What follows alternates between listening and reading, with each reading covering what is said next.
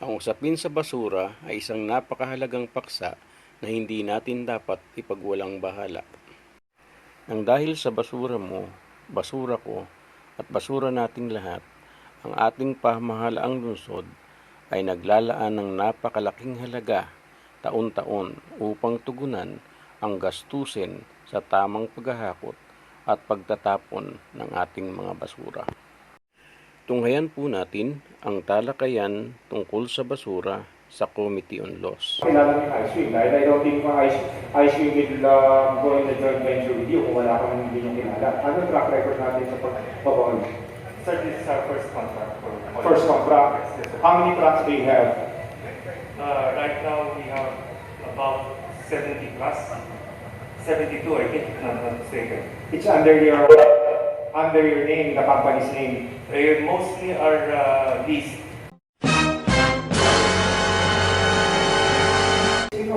First 2 days, I think the Honorable Department is witness to that.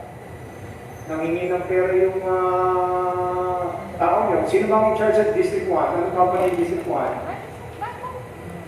Sa mga monitoring po, sila po ay napatunayan at sila po ay binaban natin po namin. Hindi na po namin siya pinasasampa.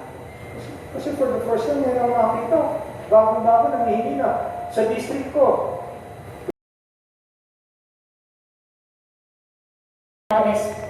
Tambak ng basura.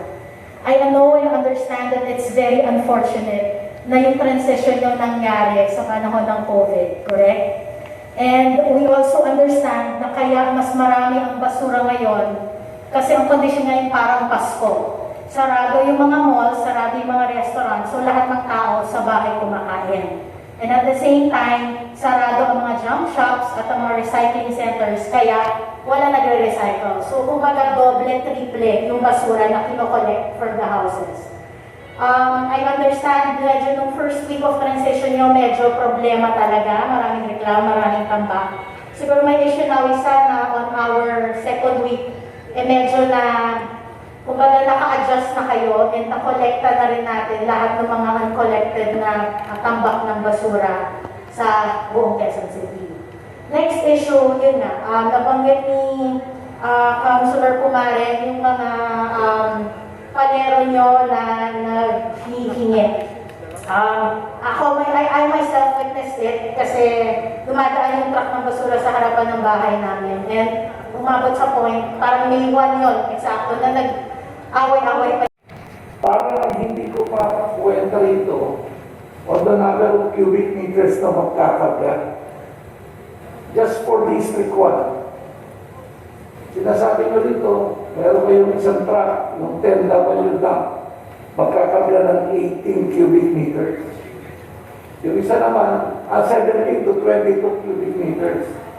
Yung 6-wheel dump truck, magkakabila ng 10 to 12 cubic meters. Paano napupuno pa talaga yun? Ano ba ang size ng mga trucks na ginagamit? Kasi yung 6-wheel, ano length and width nun?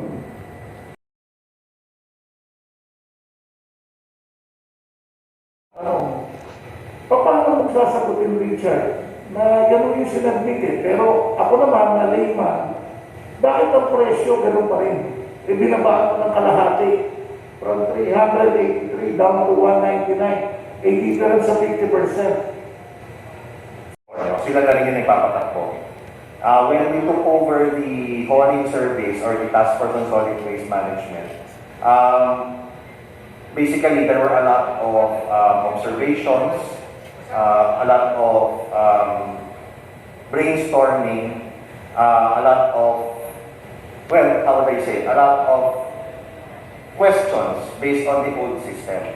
No? So what I did as the chairperson of the task force was, okay, since these people are all knowledgeable when it comes to polling because they've been doing it for probably 9 years, and they have a lot of observations, I gave them the free hand, of course, basically to try and remedy or come up with a better system.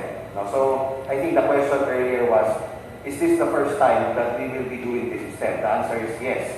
No, this is a system that was brought about or given birth to with 9 years prior experience, no? Maybe more, even more. No? I'm not sure how long na sila lahat dun sa task force. If we are talking now about the volume of trash, just to be very basic about it, no? I think that was the question of Councilor Jun Ferrer earlier. He was questioning basically the reduction of trucks. If you will look at the size of trucks that we had before, these were basically smaller trucks. Now, the idea of the task force now is to do a cell-type collection using bigger trucks. So, ang tanong, kaya ba ng bagong trucks natin na mas malalaki yung volume compared to before, wherein maybe 3 trucks were servicing that area. Now, we have 3 small trucks for servicing that area. Now, we have 1 big truck. Definitely, the answer is yes. No? The studies were made, if that is the question. Also to answer the question of Councilor Dore de Remente, she had an experience earlier today wherein okay sana, malaki yung truck, definitely would have gotten the volume in Barangay Project 6 because of the bigger truck, but there are some difficulties. No? What was mentioned by Councilor Dore kanina was, since the truck now is a lot bigger, so volume definitely is not an issue, but the issue now is the size of the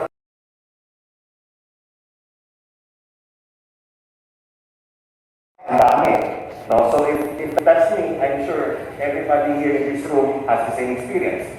Another one is wala yung mga junk shop, which basically helps a lot in mitigating the waste of Quezon City kasi kinakalakal nila. Yung segregation natin, of course, cannot be fully implemented now because of the COVID. So what am I saying here?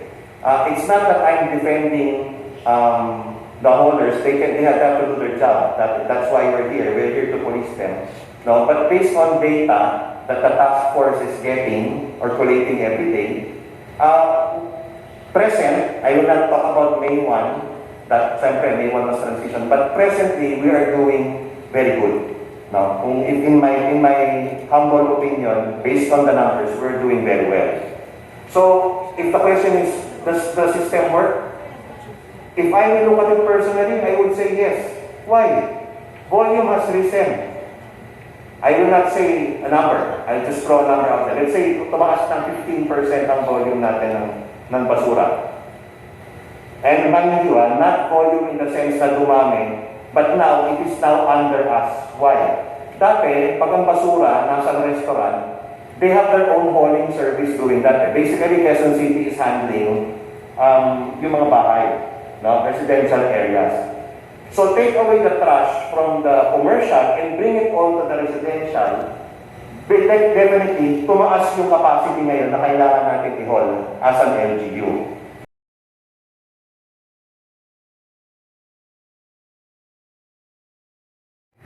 Opening of bids, yes, sir. Yes, sir. Tama ba? April 22 is resolution of BAC to recommend approval to award yung winning bidders. Tama po ba? That is correct, sir. Tama po ba? April 23 is notice of award. Yes, Your Honor. So, meaning, April 15, hindi mo pa alam kung talaga kung talaga matutuloy itong contract na to. Tama po ba? April 15. At that point, sir, ongoing pa po yung post-quad. So, hindi mo pa alam kung matutuloy, kung sino man yung sa bidders or whatever. Tama po ba? Sir, ganito po kasi. May I expound? Yes, yes. Kasi po, dalawang stage po yung pag-determine niya, no? Yung kung kasing during the bid opening, there are a lot of details that you would be able to determine. No? First, kung ilang bidders po ang nag-submit, that's one. That's very relevant for this case. No? Second, during the bid opening po, under the procurement law, i-determine naman at that point kung pass or fail. Pass-fail criteria po yun. Hindi, to cut it short na attorney. Yes, sir. Simple naman tanong ko. So yung resolution ng BAC to recommend approval to award kung sino yung winning bidders was April 22. Yes, sir. So in between March 24,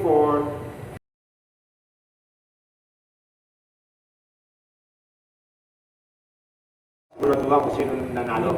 Dahil wala pa yung sinicheck pa niya, tama po ba? That is theoretically correct. Ang hindi ko na maintindihan si Mr. Richard, April 15, nagbaba ka na agad ng memo sa mga barangays. Wala pang resolution ng back to recommend approval. Wala pang notice of award. Wala pang contract signing. Bakit ba tayo nagmamadali ibaba yung memo sa mga barangays at sabihin na may bago ng orders? Sir, We can ask Attorney Noel yung ganun na situation. Nagbaba na kagad si Richard ng notice na memo sa mga barangay na ito na ang bagong orders. When in fact, I just read the following timeline which the head of procurement concurred na technically from March 21 to April 21 wala pang nanalo. Dahil wala pang resolution na approved ng packet kung sino yung nanalo. Nagkaroon ng bidding, it happened. Pero technically wala pang nanalo. Which you concurred, right? Yes. Sir, kasi yung post-qualification date, natapos po siya ng April 14. Since ECQ po tayo dyan, meron naman ng maximum allowed, which is may allowance po yan. So may documentation portion po yan, hindi naman po magagawa ng a couple of days due to the volume of the nature of the transaction. Yung pong matapos ang post-qualification, technically, April 14, meron na pong more or less determination. It's just that the resolution on award is a piece of paper signed by all the bids and awards committee members.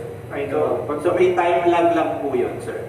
Yes, pero ang tanong ko technically is that Attorney Noel, nag-issue ng April 15 na memo na ito na magano, when in fact wala pa yung resolution, recommendation ng approval ng PAC na ito na talaga nanalo. Yes, you're correct, Mr. Majority Floor Leader. The wording of the memo to the mga barangays, Dated April 15. dated April 15 gives the impression that there's already a contract.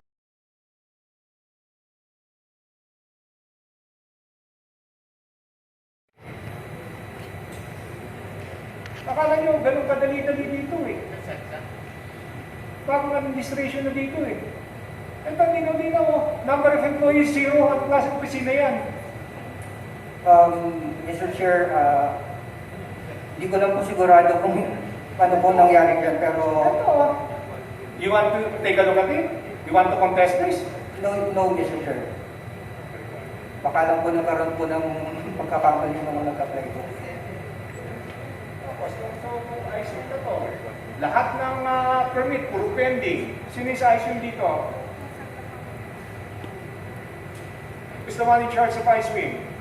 Are you aware that all of your permits, wala pa? Huwag ka magturo. I'm asking the question.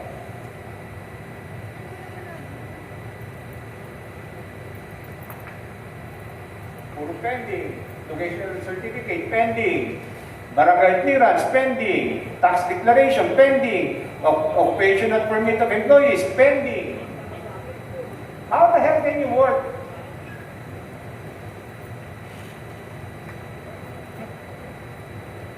Gusto yung mag-negosyo dito. Everybody's welcome to do business here.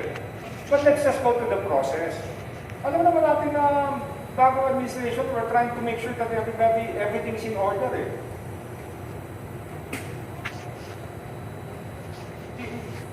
You better start updating all your application.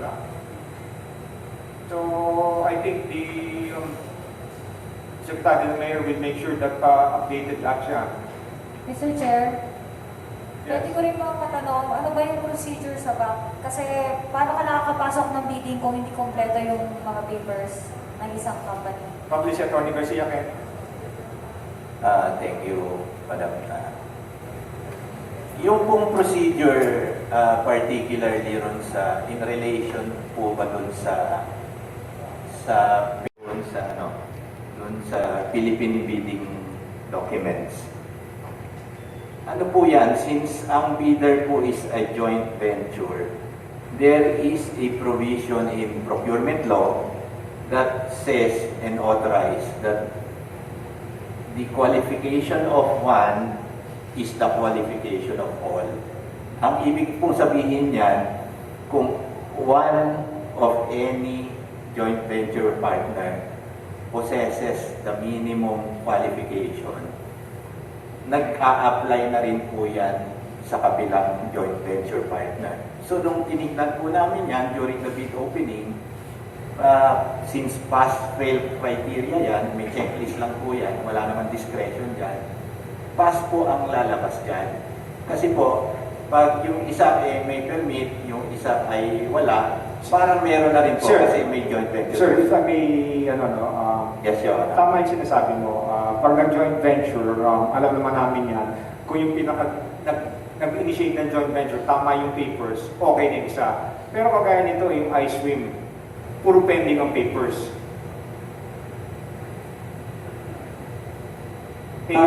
Sila po ay may na dapat po magawa nila yung kanilang trabaho based on the standards set forth by the city. Yan po ang aming trabaho. So pag tinanong, ano ba yun?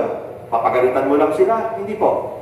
Kung naiintindihan po natin, ang billing po natin sa hauling is done on a monthly basis.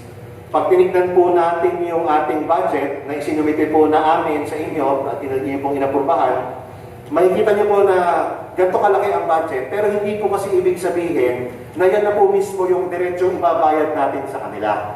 Yan po ay, alam po natin yan, di ba? Pag nagpo-procure po tayo, meron po tayong siniset na budget, pero kami po, nagbibigay po kami ng mga penalty sa kanila. So kung may mga hindi po sila nasusunod, to name a few, kunyari, uniform, hindi nasunod, yung PPE o kung ano man, yung truck, may problema, so forth and so on, meron po tayong mga penalty na ipinapataw sa kanila. At yun po ay napapababa nung babayaran ng syudad dito po sa mga haulers na ito. So, magbibigay po ako ng example. Napakahaba po, meron po tayong 17 specific offenses, pero magbibigay lang po ako kunyari ng tatlong example. Lack, absence, failure to provide or misplace the required tarpaulin. Kunyari, minus 1,000 pesos per trip. Eyesore, such as sacks hanging alongside the tailgate of the collection equipment, truck spilling garbage, o 1,500 per trip. So, mahaba ko ito, meron pa nga ito, umaabot hanggang 7,500, halos wala nang naging bayad yung trip na yon. So, ibig kong sabihin, kaya ko ito binabanggit, yun pong fear natin na hindi natin, this will not serve the best interest of the city. As a matter of fact, yun po yung trabaho namin. We have to make sure, the task force has to make sure that ito pong mga holo na ito na nanalo, gawin nila yung trabaho nila. Otherwise, we will penalize them.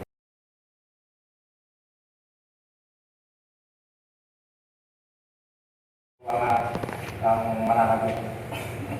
Mr. Chair, Si Councilor Matias ni follow up sa... Okay.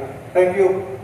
Medyo, sabi nga ni Councilor Resti kanina, kung ito ay napakita na sa atin before, nabigyan tayo ng information before, during this deliberation to ratify this contract, may idea na tayo. Pero it seems na may mga questions tayo na very crucial. Hindi masyado siguro ako, dahil sa appropriations yung tinitingnan ko dito, doon sa rule of procedures, tingnan natin yung sa procurement department, sa grupo nila, attorney.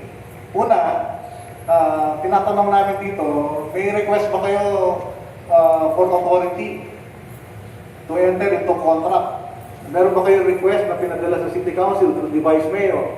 Napapasok ang City Mayor to a contract para dito sa gantong negotiations. Go ahead, attorney. Thank you very much for the question, Your Honor. Kami po sa Procurement Department, we are functioning as heads back secretariat. Yun po ang primary function ng opisina. To be specific, ang aming pong mandato ay ipabid ang isang request ng isang opisina na project or whatever, supply, etc.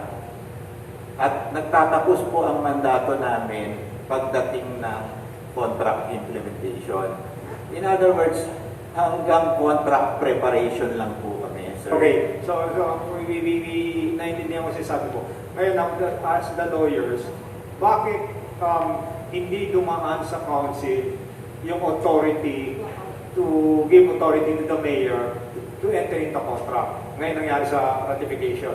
Kasi, Major, to follow it up, during the previous dispensation, every contract that the mayor will enter into, nire-request nila ang City Council. Kasama namin noon si Congressman RJ dito. Meron talaga mga request, authority to enter into contract coming from the City Council. Para pagdating na ratification, naka-agenda na siya, alam na namin kung ano pinag-uusapan. And this time, dumating yung contract, pirmado na, tapos nagre-request na lang kayo ng ratification. Well, yun yung tinitingnan namin dito. So siguro yung procedure, ano ba nangyari? Tapos may question pa nga kami dun sa preparation ninyo ng bidding. Before the bidding, hanggang dun sa proseso ng pag-approve ng bidding, tinitingnan namin, baka meron kayong lapses sa days. Masyadong mabilis na nakikita namin. Tingnan din natin yun. No? So kasi yung procedural ito baka mamaya ma-technical tayo. Papasok din kami to ratify. Nakitingnan nyo yun, yung fight na yan. Yes, Your Honor. Who will answer that? One of the lawyers or yung sa procurement head? Who will answer that? Which question po? Now, question yan kasi, now you're asking us to ratify it. Ang question namin dito, before nag-sign dapat ang mayor, humingi siya dapat ng authority from the council to enter into a contract with the winning bidders. Enter into contract dun sa mga magpo-call sa atin, in other words. Bakit hindi nangyari yun? Yes, go ahead. As the chief legal counsel of the mayor, sir, I'm just talking for the mayor, sir. Parang, the consent of the council was deemed to have been given when the annual appropriations ordinance was submitted to the to the city council for deliberations and approval. Now, sir, kasi it is my position, sir, it's my opinion, legal opinion, that requiring authority and ratification is superfluous because when you sign the budget, sir, the project has been identified, it can be deemed as implied consent. Now, sir, granting for the sake of argument, sir, that there is no authority, this is the reason why the Honorable Mayor has submitted the same contract here.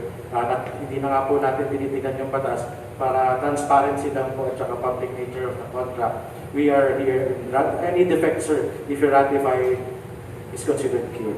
So, it's an option sa interpretasyon ko po. Kumaga, ang bottom line po ay hiningi po namin ang inyong consent na rin po, no? So, pag-ratify, it is the same thing, sir. Mr. Chair. I'm just going to answer that. Attorney, I just hope this will be the first and last time we will ratify. Ang dapat proseso is to give authority. I will cite a Supreme Court and Bank dated December 8, 2008, Section 22, Corporate Powers. Every local government unit as a corporation shall have the following powers. No contract may be entered into by the local chief executive in behalf of the local government until without prior authorization from the sangguniang concerned. Okay, kung ang magiging point of contention natin, we're not arguing or what, this is a line budget. Nakalagay din po dito, pag line budget po, describe the projects in generic terms such as infrastructure project, municipal waterworks, drainage, so and so forth, recruitment project, so and so forth. There's an obvious need for covering contract for every specific project that in turn requires approval by the sanggunian. Specific sangguniang approval may be required for purchase of goods and services, so personal services. So kailangan, technically, you need the approval from the council. You need the authority coming from the council before the mayor will enter into contract. But anyway, that's been done already. That's why we're here. We're trying to ratify. We're trying to make sure that everything's in order. Kaya nga meron tayong ganitong hearing kung ano man yung mali na correct natin. this will be, I hope, I think the council will agree with me. I hope this will be the first and last time that it will happen.